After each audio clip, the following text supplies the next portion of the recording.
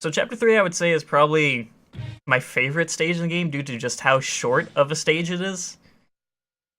It's not... It's still not fun, per se, but it's not terrible. It's also where we're going to grab an item that we're going to use for the pretty big skip and for the last chapter. So it's necessary that we grab all of them. So once we get in here, jump for this box here, jump for that one, and then just grab your way up. And it's necessary that you grab this. So these are the water shoes, technically called water spiders. Those are going to be big. So this is another just jumping at right time. You can get a little bit further. Make sure you grab this smoke bomb.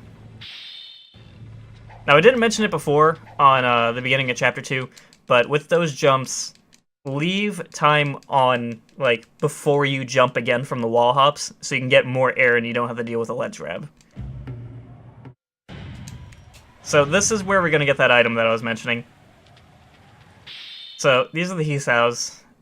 They allow you to jump about 3 times as high as you could normally jump.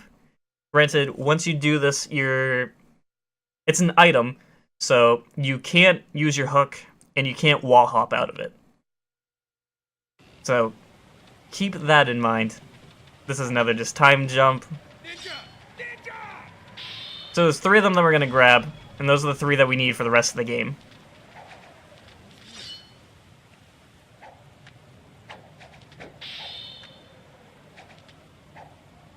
So once you get all of those, just going to want to run over to this ladder.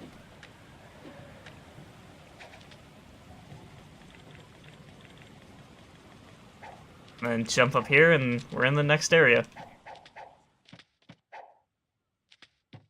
So this is another jump that you don't want to mess up. I guess I can try messing it up just to show what would happen if you did. So you get cutscene locked, which means you can't control yourself at all, and you're forced to fall to your death. So that's a pretty big time waste when that happens. So you really only need to jump once, and then the cutscene will trigger, and then jump here, do a grab, go down as low as you possibly can, swing, and then as soon as it breaks, hold back, and then drop, hold L2, then move over to there, and you're through this area. So this is where we're going to use the water shoes. This is the only point in the game that you ever need them. I super doubt I'm going to get the new trick, mainly because I don't really know what triggers it, but we'll see if it happens. So, put the water shoes on, start skating over here.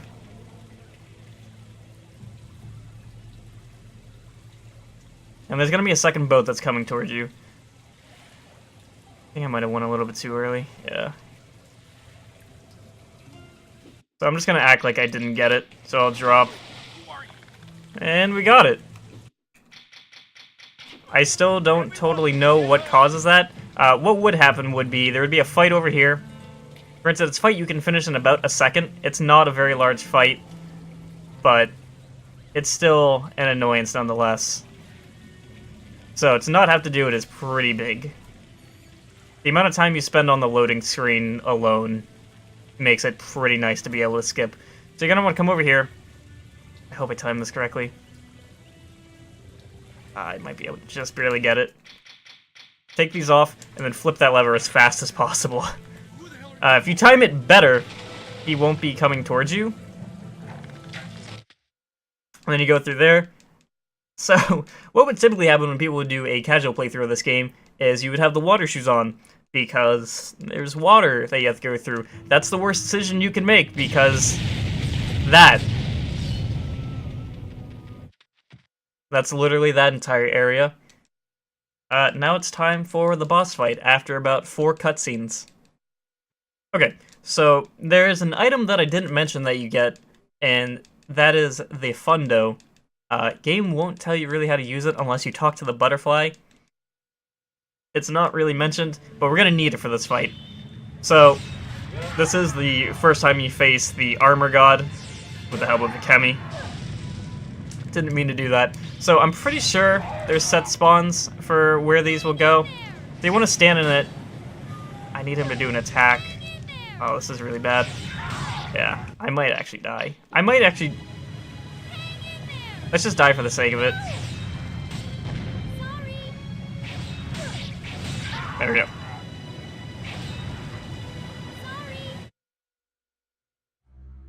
So as I was saying, this is the first time that you face the Armor God. I still don't really know what causes him to do that, but it's terrible whenever it happens. It might just easily be RNG. That hitbox is so large. Nice. So when he gets downed, attack him from the front. He'll do more damage. And then back off. And then wait for Akemi to line up the second shot.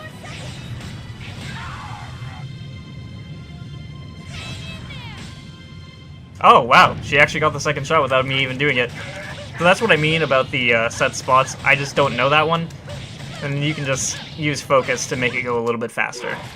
And that's chapter 3. It's the... I'm pretty sure it's the shortest... One of the shortest. Chapter 1 being the shortest. So it's the second shortest stage in the game. And it's probably the most, like, least painful one.